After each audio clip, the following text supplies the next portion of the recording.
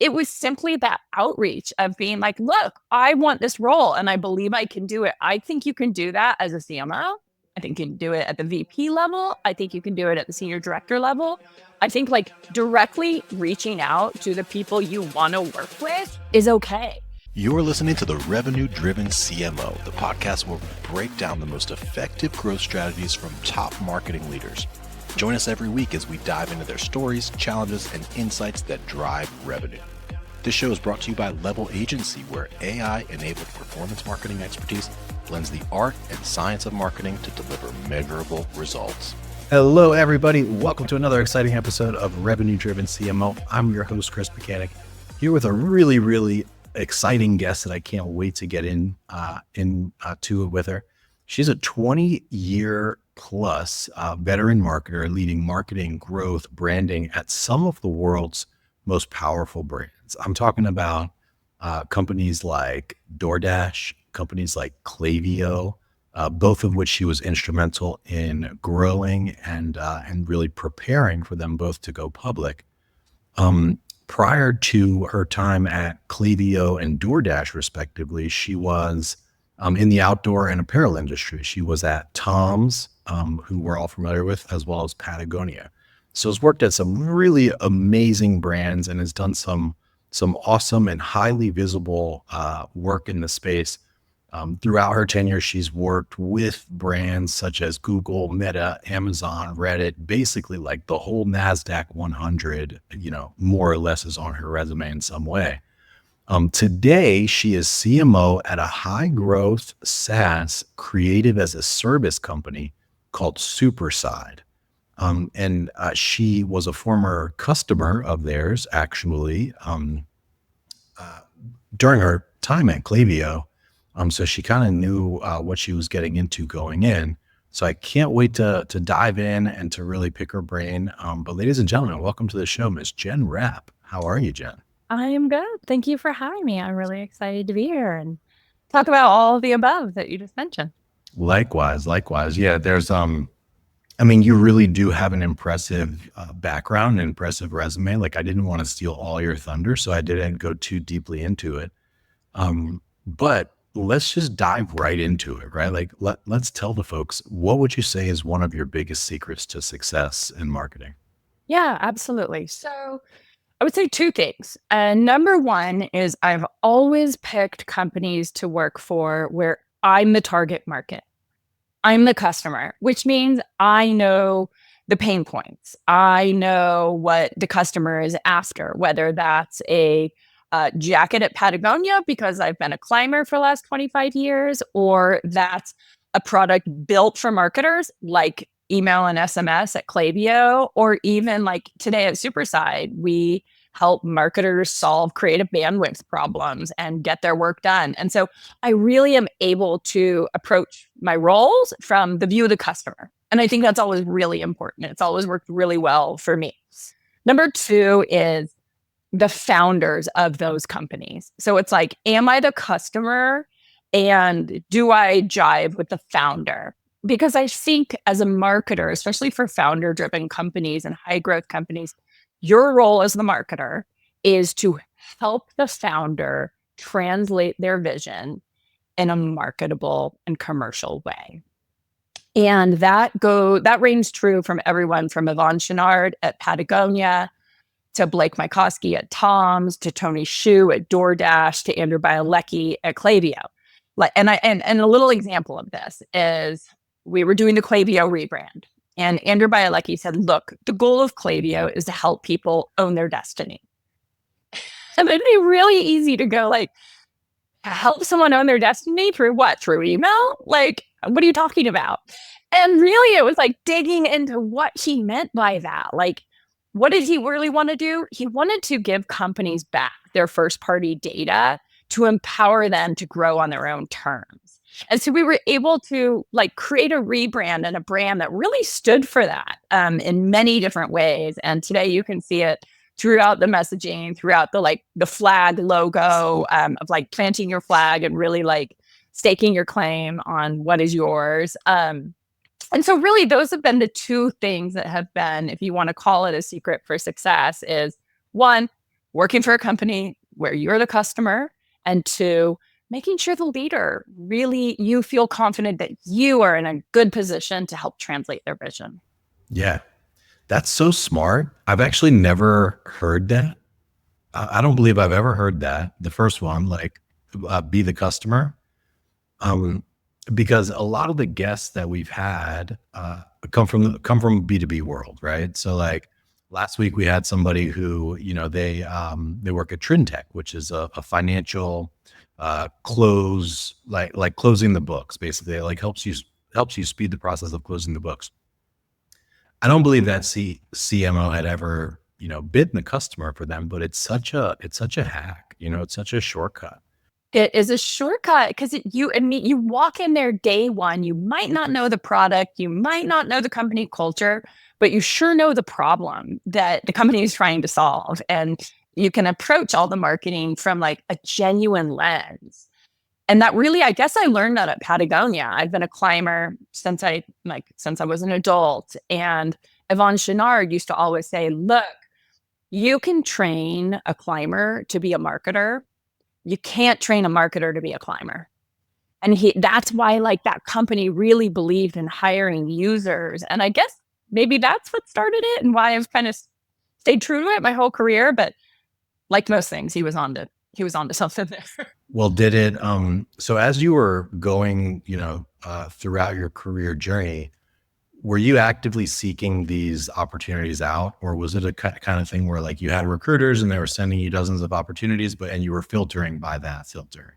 It's interesting. I would say it's a combo. When I was younger in my career, I very actively sought that out. Like I knew I wanted to go work for Patagonia. And same with Arc'teryx. I went on to run global comms and brand at Arc'teryx too. And that was like, this is just my people. This is my DNA. This is what I know. It was really when the tech recruiters started coming knocking. And that was when you go, okay, yeah, there's a sort of field of opportunities in front of me. That can be through a recruiter. That can be through Indeed.com. Like it can be anywhere. But it's up to you at that point to go like, do I feel like I can do a really good job here because I am the customer? And so I sort of picked and choose as the process went along. I get a lot of young people or, earlier career folks that approach me and are either looking for a role or, asking for advice on a role. And what I always tell them is essentially to identify 2 or 3 companies that they really want to work for. And like, instead of the old spray and pray, where they're just sending out hundreds of applications kind of blindly, to like really focus and, sort of tastefully stalk and, be in touch with these folks and really kind of express why you want that particular role. So I think that's an amazing play for the early career folks to stand out in a world where, like you've probably seen it, you put up a job rec for, like an associate level position and you just get inundated with like hundreds of resumes immediately. It always sticks out to me, the folks that are like, it's clear when they really want that role, like this role, and they're like specifically focused on that role. But I'm wondering for like the more senior level folks that are in roles already that like they might not be the customer, is there any substitute for that? Or like, would the only advice basically be like, hey, quit your current role and go find something that you are the customer of? No, I disagree. So, and ironically, that's kind of where I was going to go. I was going to say, I don't think that reigns true just for early career people. Maybe it was right after I left DoorDash, but I've always been a fan of a brand called Outdoor Voices. And I'm an outdoorsy person, I'm an athletic person. I wear their products, and I literally reached out to Ty Haney, the founder, on LinkedIn. And I said, I want to be your next CMO. And you know what? She wrote back. She was like, let's talk. And Ty and I now today are some really good friends. But it was simply that outreach of being like, look, I want this role and I believe I can do it. I think you can do that as a CMO. I think you can do it at the VP level. I think you can do it at the senior director level. I think like directly reaching out to the people you want to work with is okay. And even if you're not the customer, like I think I could go to, like if I really wanted to go work for PepsiCo, man, I would hunt down the CMO and say, look, here's why I think I could be a great fit at that company. I don't think we should be shy to do that. I think it's cool to be a fan. I think it's cool to engage with brands and engage with the leaders of those brands. Like, don't be shy. Go do it. So a former client of mine reached out to me the other day, and they are in between roles and kind of, we're looking to see if I knew anybody or anything.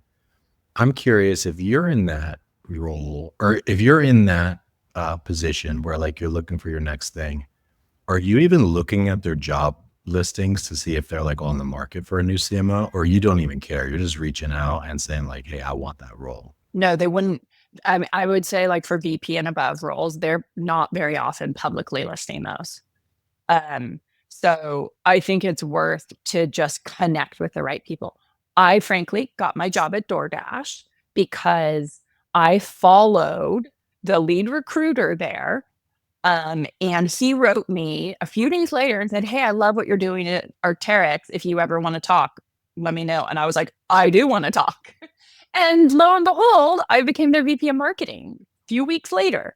And so that is like, one, that was not a publicly listed job because they were working with recruiters. And two, like it just came from an organic connection. And so, no, I don't think you're going to find them in a listing board or anything like that. It's like down to your own personal networking. Brilliant. I love that. So let's take a quick step back. There's different sort of flavors of marketing leaders. You got some that are really creative and sort of brand and communications focused. You've got like your performance, like your hard-nosed kind of performance marketers on the other side of the spectrum. Like, what's your kind of superpower or your style? Well, I guess like, what's your background in marketing? So I came into marketing through communications. But it was a really unique communications role that I had. And by communications, I mean PR. And that was at Patagonia. And that was a unique company because we didn't market.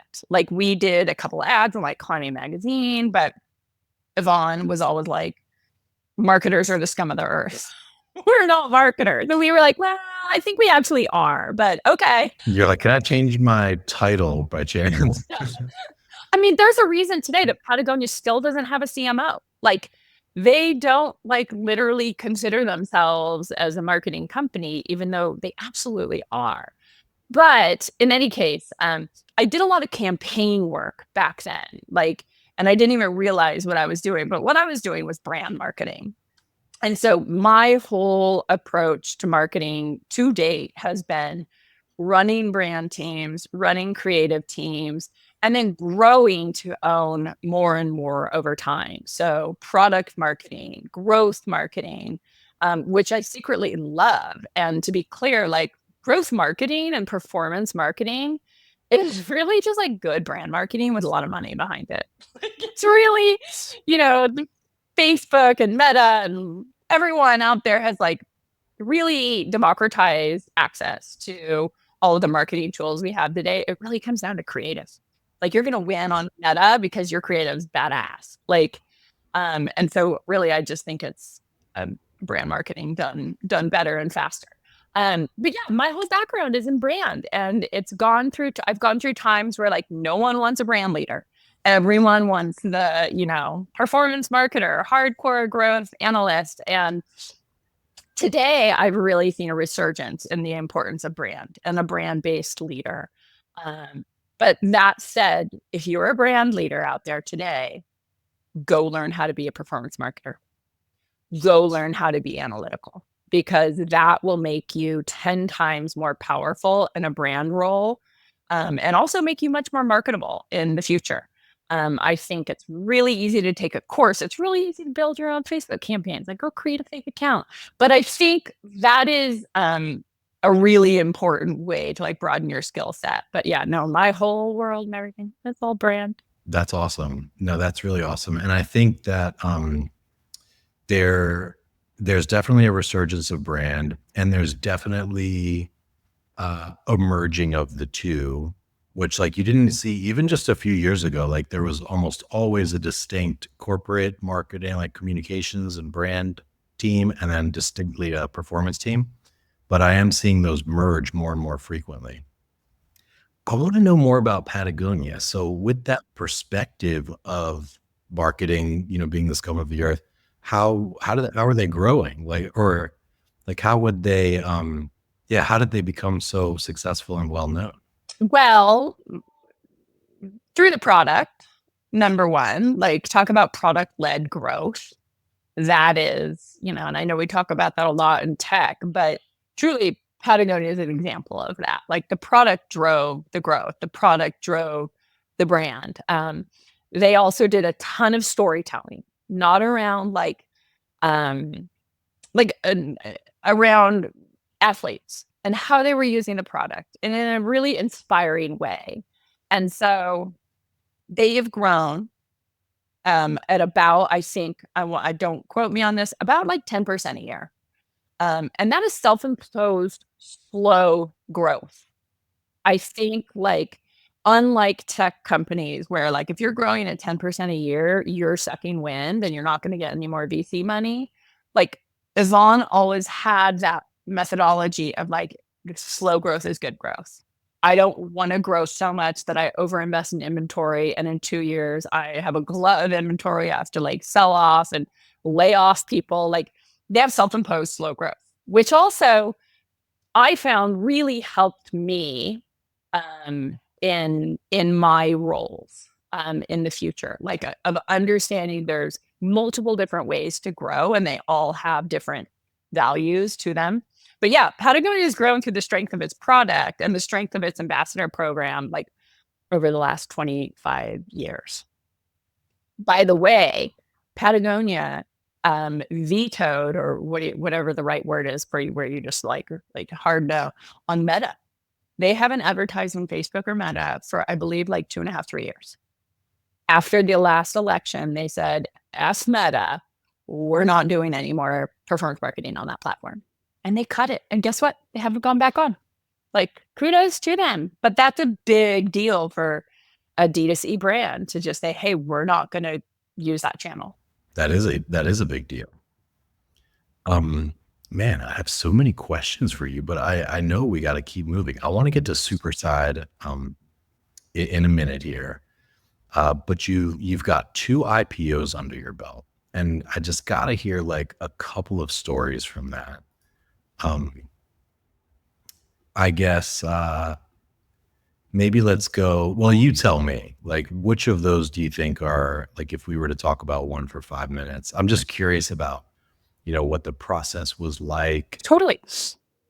Let's talk about Klaviyo because it was really recent. And it happened in a year where IPOs were very, very uncommon.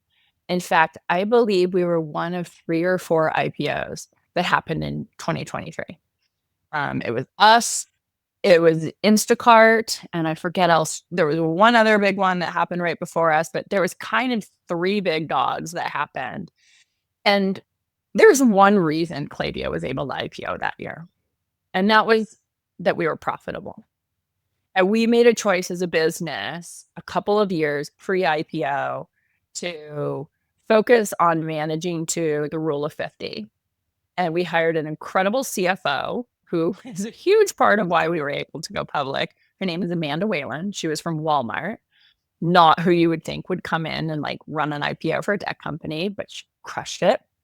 But she decided, look, guys, hey, we're going to be profitable. That's going to be our story. Here's what we're going to manage to. Marketing, here's how you're going to manage your metrics moving forward.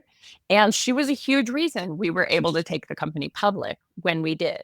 Had we decided just to go for a growth story and growth alone, no way it would have happened. But we came to market with really strong conservative metrics based around profitability. And what was really cool from a marketing perspective going into that IPO is we had done our rebrand. We kind of had we had a pretty good idea of who we were, but we knew a lot of people didn't know who Klaviyo was. I mean, heck, no one can even pronounce the company's name. It is like literally no one. And so we were like, hey, this is our big coming out party. We're going to have more marketing today than ever before. And so the team rallied around with the help of a new CMO that we had at the time to really define who we were, what our tagline was going to be, what we were going to go big with. And we decided to pour all of our money and energy into that tagline, that creative. We had more marketing that day and more PR that day than ever in company history. I believe that. That said, and this is a cool learning for a marketer.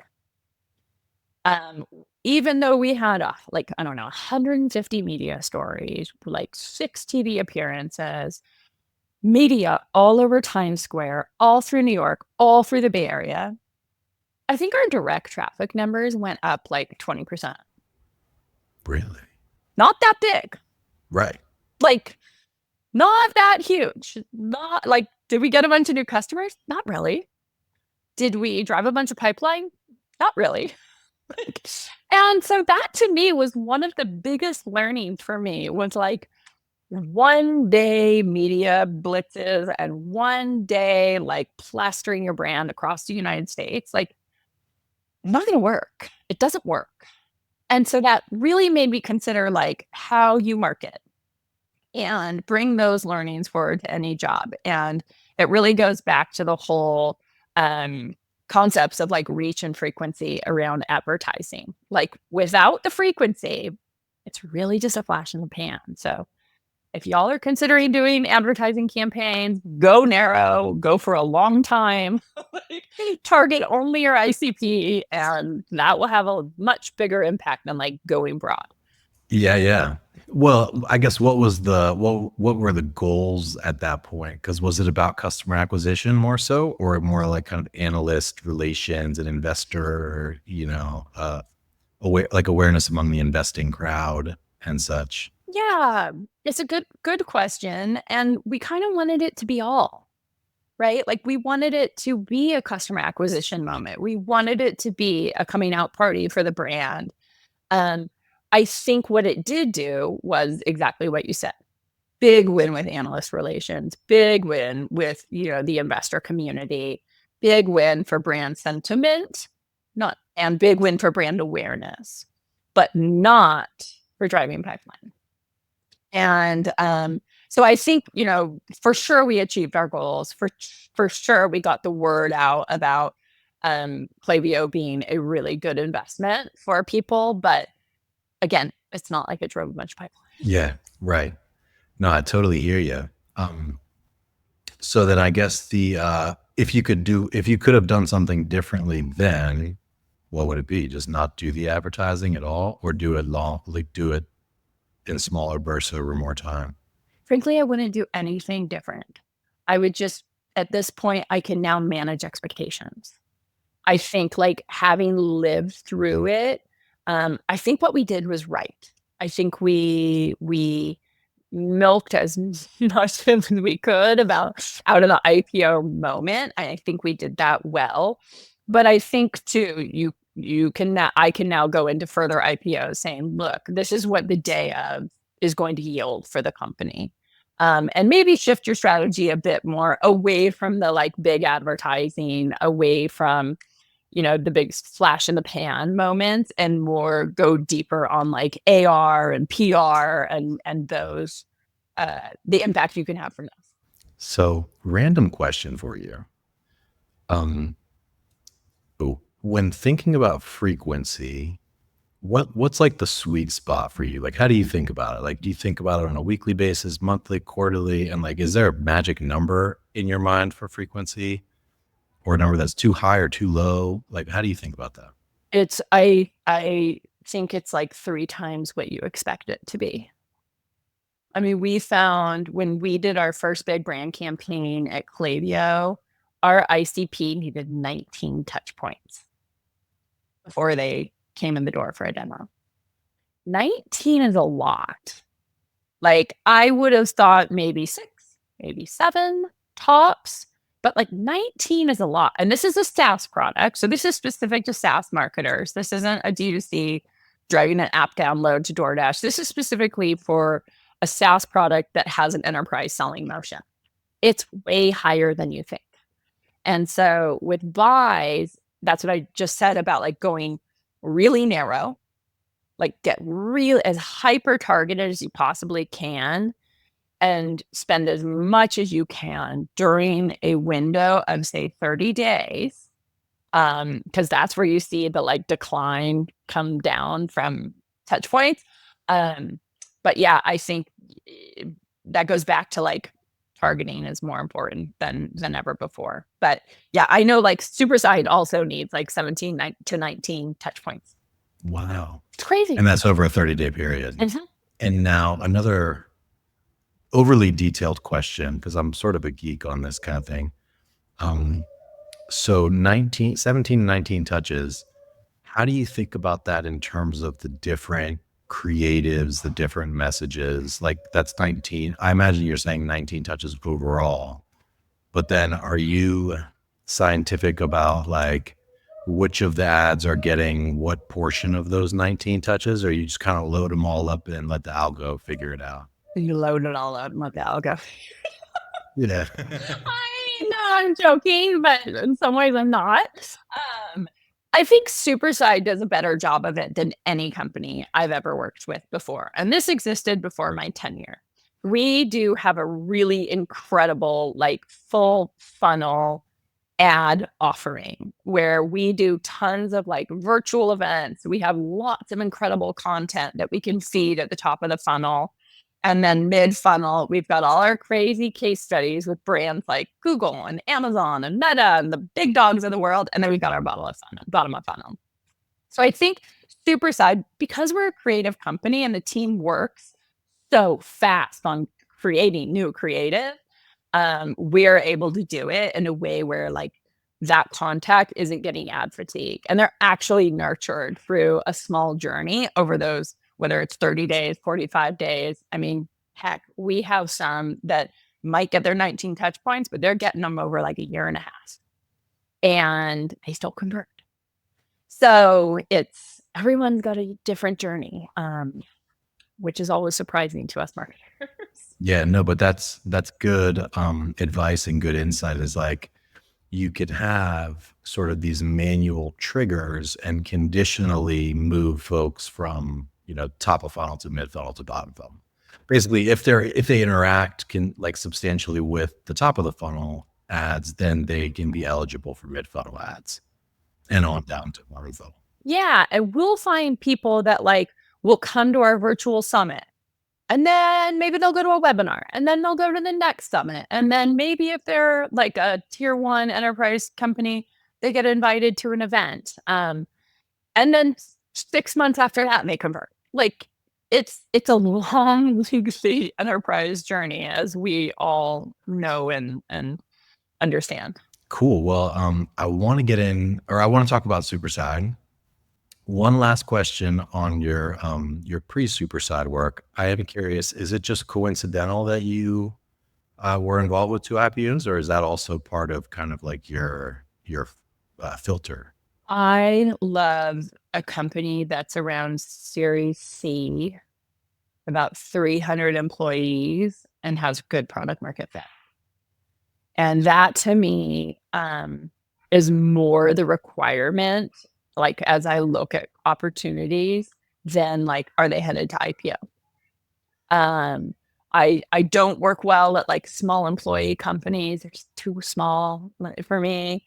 Too early stage, like pre-Series A or even B.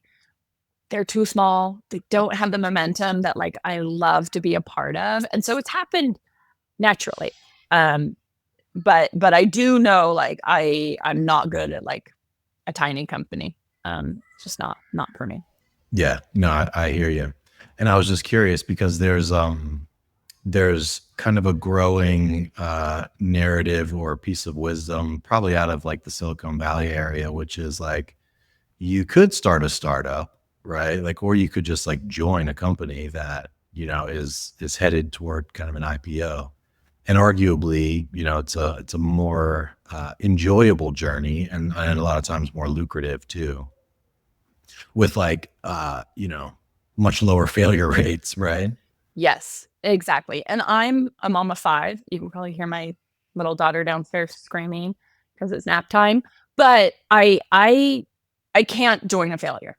I'm not at a phase in my career where I could join a company that has the risk of failure. And frankly, it's just not that fun. Like, it's really fun to be part of a brand and a company that has a lot of momentum. And usually by about Series C, they've got it. Totally. All right, cool. Well, let's talk Superside. I was not previously familiar. I am now, of course, but for folks that are just hearing about Superside for the first time, what do you guys do, or who are you for? Yeah. So we're the leading AI powered creative service. And ultimately, Superside was built to be your creative team's creative team. That's our tagline, like your creative team's creative team. And honestly, every creative team that I have ever managed has been overworked, stretched, stressed, can't really be creative because of the volume of work. And Superside serves as a partner to that overworked team. And we take a lot of that bandwidth and extra work off their plate so that they can really focus on what they were hired to do. And that's to be creative, So a lot of our ICP are enterprise level brands like Google, like Salesforce, big companies that have big in-house creative teams. And we come in and take that extra weight off of them.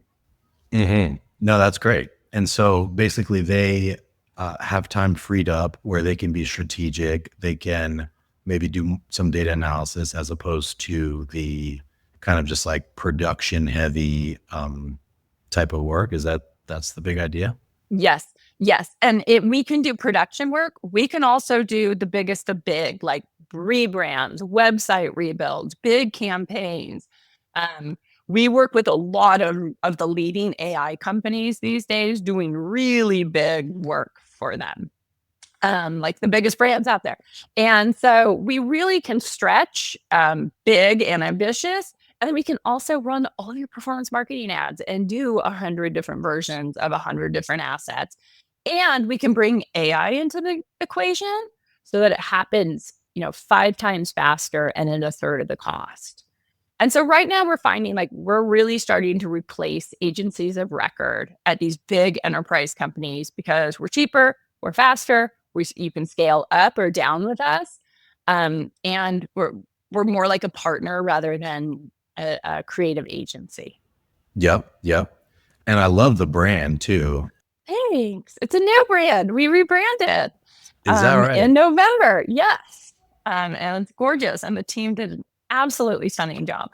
That's awesome. So walk us through that process. Well, I'll tell you a couple things that I like about it. I like the tagline is like very clear when it comes to taglines. Some taglines, they get a little bit abstract. It's just like, what are you talking about? Kind of corporate speak, but like that's just like as clear can be.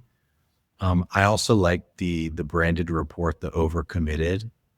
I think that like strikes a chord with the with the target audience. I mean, I'm not a creative person myself, but I work with a lot of creatives, and I think that burnout is real, right, for them. So yeah, talk us through some of the thought process that went into it. Totally. So when I interviewed for this role, part of why Frederick hired me, he's our founder, wonderful man, was that he knew for us to be able to continue to reach the enterprise customer, our brand had to reflect them. The enterprise buyer had to be able to see themselves in us. And our previous brand was very playful, full of like cute illustrations of this little adorable spaceman and space dog. And it just felt very almost like childlike. And I didn't, when I first discovered Superside, I was like, they're fabulous, but like it feels almost juvenile. And I don't think like Google or NVIDIA is going to want to work with us if they see our website. And so that was really like our goal, was to be able to show the incredible work that we can do and do for our customers in a way that they could see themselves in us, of being like, hey, I think that's cool. I want to look like that too. And really, we made the customer the hero of the rebrand. And the beauty of Superside is really the strength of our customers. And that's not very different from DoorDash. Like, we built DoorDash's brand on the backs of like Burger King and Chipotle and, all these incredible well-known brands. And very much like it is the same thing at Superside. The best brands in the world are using Superside. We are their little secret. And we wanted to celebrate that with our rebrand and showcase the incredible work we're doing for our incredible customers. I gotcha. I hear that. I have the Wayback Machine fired up here, so I'm looking now at the old brand as well, and I see exactly what you mean. It's a night and day. I mean, it's so much better. It is night and day. And yet, okay, with every rebrand I've done, I really love to keep some of the DNA of the previous brand. And I loved our spaceman. I loved our astronaut. I thought that it was fun and playful and cool and, had been around from the very beginning of Superside. And so we kept him. And if you go through our website, you will see the astronaut, the Superside astronaut, in a variety of different places. And we actually just did a photo shoot in Cape Town with our astronaut, who's manned by one of our employees. And we did tons of like really fun shots of our astronaut. And what's cool about this rebrand, and then I'll stop talking about how great it is, but it's an AI first brand system. And that means we have built this brand in order to be completely flexible within AI tools. We can feed a model a photo of our astronaut, one photo, and it can make 50 that look just as real, just as beautiful of the one we shot. And so people won't be able to tell which one was real, which one was AI. Only we know because we are at the photo shoot on the beach, right? But I think that's the future for brand systems and brand design moving forward is really these AI first brand models where you will have a set of standards and a set of assets, and the AI will be able to help make your brand a living, breathing thing. Yeah, I've seen, well, do you guys use like off the shelf AI tools or do you have your own AI stack? Yeah, we very much like live in Runway and Midjourney and Leonardo and all the like traditional tools. That said, the team did create a Superside GPT that can speak in our brand voice. And so we very much like, and our copywriter, Josh Roscoe, came up with that tagline that you love. And he trained the GPT to be able to write in the Superside voice. So win-win, like branding is going to become just a whole new world with these tools at the creative's fingertips. Yeah, 100%. Cool. So let's break down the Jen Rapp rebranding framework or playbook. So what I've got so far, and I need you to help me fill in the blanks, but I've got help the founder to translate the vision, right? And that's really for you like a prerequisite. Like you don't even walk through the door unless you feel confident that you're able to do that. Keep some of the DNA from the whole. Make the customer the hero. Always. And not necessarily the current customer, but like the aspirational customer is kind of what I heard there. Yeah. And then I've also got like the look and feel needs to apply or needs to, be compelling and appropriate for that target ICP. What else you got? I think that's a really great analysis. Good job. You put it better than I could. I think going back to that first part of the process, which is really frankly, the most important. And I spend a lot of time with my founders going deep into what matters to them. Like Frederick and I, when I joined this company, we took some long walks around Oslo because he's based in Oslo, Norway, and really talked about what the company meant to him. What did he want it to achieve? What did he believe Superside did for our customers, for our employees, and really got to like the guts of what mattered to him. And putting that into a framework that I can share with my team is key. It's like the jumping off point for everybody to do their work well.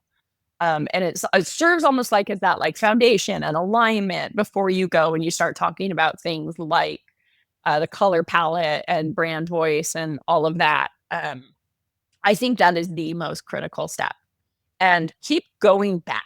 Like Frederick and I probably checked in 35 times during this about the brand specifically. To be like, hey, does this feel right to you? Does this feel authentic to your vision? And that's really important. And it's also really fun because you want and need your founders buy-in. Like, they're the ones that are going to, like, when you're long gone, this brand still exists every day for them. It is their baby. It is their family. Like, it is their life. And it's so important to bring them along on the process. Yeah, and I'm toggling just back and forth here between the Wayback Machine. I noticed that the mark has changed very slightly. Very slightly. Like it's slightly less squiggly, right? But it's still got some squiggle. The green has changed very slightly to be kind of like a more a slightly more muted hue. It's like not that like bright, kids green. Exactly. And that green really mattered to me and to Frederick. Like, as we looked at new palettes, it was like, there's something really, you can have a lot of fun with that pop color. Like, and it was such a part of the brand's DNA, like, that we wanted to keep it. And our logo was actually really cool. Like, I liked our squiggly S. It needed some refinement to fit in with the new brand, to feel just as elevated as the rest of it. But you're right. You called out the things that we kept, like, from the DNA. We also kept the dark color. We shifted it from like a dark blue to more of a dark green because nature is super important to our founders. Both Frederick and Håkon live in Oslo. They're outdoorsy guys. Nature is important to them. They spend a lot of time outdoors. And Frederick was always like, gosh, I would love to be a green brand. Like, I'd love there to be trees and babies and happiness and like outdoor beauty throughout this brand. And I think the team did a really good job of it. Yeah, and it's the typography. It's a much more distinct typography. You carry over within the headline, and by the way, this is me inspired. I'm more of like kind of from the performance side of things, so I'm not one to like really talk about color hues, but this is just really well done. So I'm like getting into it. Thanks. But the headline is a green. It's not the same green as the old green. It's not the same green as the new green. It's kind of somewhere in between. Mint. Yeah, that minty green. Yeah, we kept the core palette green. Like, I really latched on to the one day Frederick and I were in New York for a board meeting. He was like, wouldn't it be cool to be a green brand? And I was like, yeah, actually would. And so we built a core palette. Like, when you look at our brand standards, our core palette is various shades of green. I think there's 4 of them, maybe 5. And then our spark palette, like the fun part, is all those other color pops that you get to see.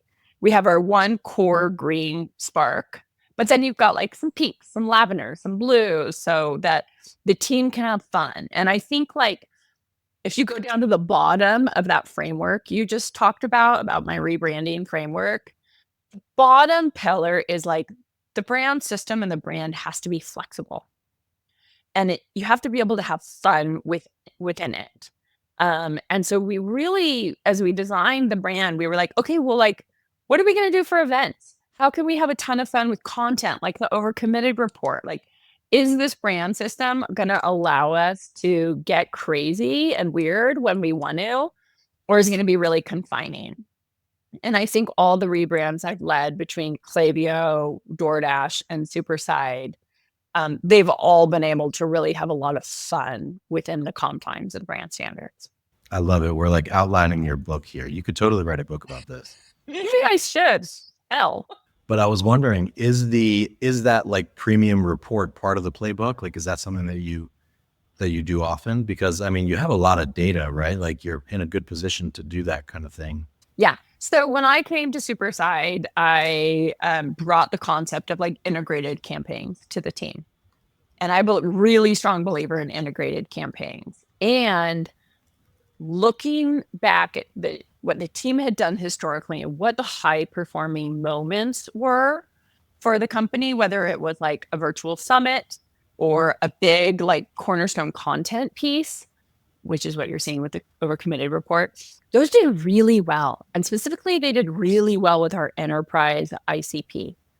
And so we've made every integrated campaign, which happened quarterly, like 4 big templates of our campaign. There's a virtual summit, which crushes it. We get like almost 9,000 registrants per each one. Wow. A big cornerstone content piece, like you're seeing with Overcommitted. We've done lots of different kinds of reports. A in-person community event, we call them Superside Connects. And those are our big moments. I feel like I'm forgetting one other, and my team's probably going, what the heck, Jen? I'm lowering it. There's a fourth. I'll tell you what it is. But really, those are the tentpole moments of the campaign that are repeatable. And so it kind of creates a rhythm within the marketing department as well. Some predictability of what our work is going to be allows us to plan ahead. So if we're shooting video in Q1, we kind of know what's coming in Q3, so we can grab those assets then and there. But I think that's maybe that's part of the secret of success, is like having a campaign structure that's repeatable and predictable for your internal team. Not for external people, but for your internal team. Yeah, and to sort of troubleshoot the brand ahead of time to basically say like, hey, looking at the near final draft of this, like if we wanted to do X, how could we do it? If we wanted to be playful, how could we do it? If we wanted, cornerstone content pieces, how might we do that? Yeah. I dig it. We could keep going. We could like totally flesh this out. Just I got a book coming now. Grab the transcription of this, like feed it into the AI, right? And like I can publish tomorrow. But I know I want to be sensitive to your time. I just have one last question. I mean, it sounds like you guys are killing it by pretty much every, definition of that word. Well, not every. I mean, you're doing a great job. What are the big challenges in your life? Like, not your life, just in terms of marketing, like what's keeping you up at night? We could talk about my twins if we want to talk about challenges in life. How old are they, by the way? They're 3, and they're driving me nuts. In terms of what like is keeping me up at night, it's coming down to within our performance marketing programs, how do we target our ICP? We have 4 segments at Superside, and I bet a lot of your listeners, if they're from SaaS companies, also have multiple segments. So we have enterprise, mid-market, SMB, and micro. And programs like Meta are really great for reaching the SMBs and the micros of the world. That said, if you do it right, you can also reach the enterprise, because we've been catching the enterprise customer in our net as we've been just spending. And so now it's coming down to how are we changing our targeting and our creative and our ad mix to really find our ICP where they are. Because if we can do that, our spend and our marketing is 50 times more effective. So lately, that's what's been keeping me up at night, is like, how do we do this better? How do we create a steady influx of marketing qualified leads that we can warm and hand over to sales? That's keeping me up at night. I think we're like right on the precipice of like cracking that code, but it has not been easy. I've been here a year, and I think we're just figuring it out.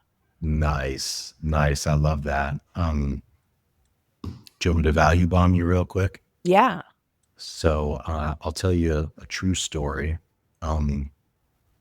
We have a newsletter, right, where we advertise it on Meta, and we get a bunch of subscribers. It's like $1 or $2 per subscriber.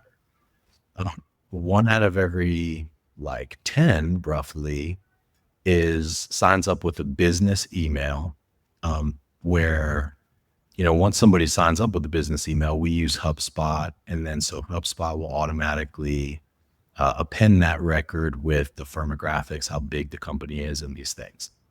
So we were like, okay, cool. So on the back end, we can see, the enterprise ones that just happen to get caught in the net. So what you can do, and what we did to take the ratio from like 1 to 10, or 1 out of 10 being, B2Bs versus now it's like 1 out of 4. So like it's, a much higher rate of those, is you fire the conversion within Meta or within whatever your platform is selectively, right? So if you're getting 100 leads and 10 of them are the enterprise ones that you like, you only fire the conversion for those particular campaigns for the 10 that you like. And ideally it would be more than 10. So what we've done is we've now made the value of the conversion, because a conversion, like a purchase for us, is actually a book a demo, booking a call.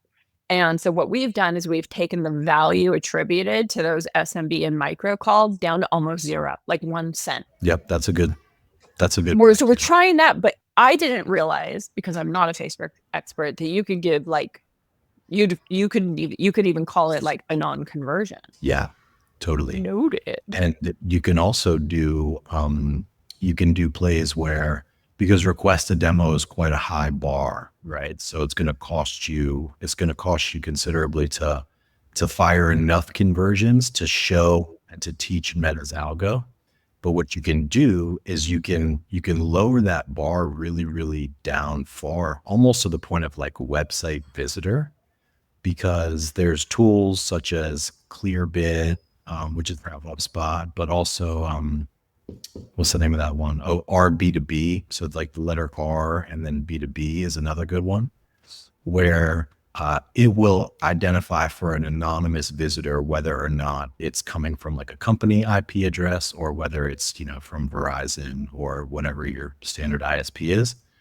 So you can drive, hundreds, thousands of clicks really inexpensively to like some great enterprise focused, like totally ungated content, and basically fire conversions just based on a website visitor from, a B2B or, an enterprise, or whatever that definition is for you. And in that way, season the pixel with a lot of data. And then you can essentially you can use that particular conversion action or that particular pixel, if you have different pixels, to spin up audiences for your net new campaigns. Do you want to come run growth with us? I'm hiring for you head of growth. You're hired. Thank you. I would love that. I'm kidding, but oh wow. Yeah. I mean, this is the fun thing too about like someone like me that comes from such a brand world. And now I'm without a head of growth. I've got a great growth team, but like this is really fun stuff to nerd out on. Like, and it's also really rewarding to put $1 in and get $2 out. And so that is something that like brand leaders don't get to experience very often. And I just have absolute blast, like diving into this nerdy world. It is super cool and super fun. I love it. Well, hey, I don't want to keep you. I know that we're at time here. I've really enjoyed this. Like I took a lot from it. And like I said, I'm not really a brand person, but I was really getting into it, like while looking at the work that you did. So thank you. You've inspired me today. And I'm sure many of the folks that are listening are inspired also. For the listeners, if you were inspired, if you got any ideas, if you enjoyed this, pay it forward, share this with a friend, drop us a like or a comment or a review wherever you get your pods. We always appreciate that. Jen, for folks that want to learn more about you and Superside, where would you direct them? Yeah, go to superside.com, www.superside.com as it sounds, and then find me on LinkedIn. I'm Jen, just Jen Rapp, R-A-P-P. Come find me and say hi. Love it.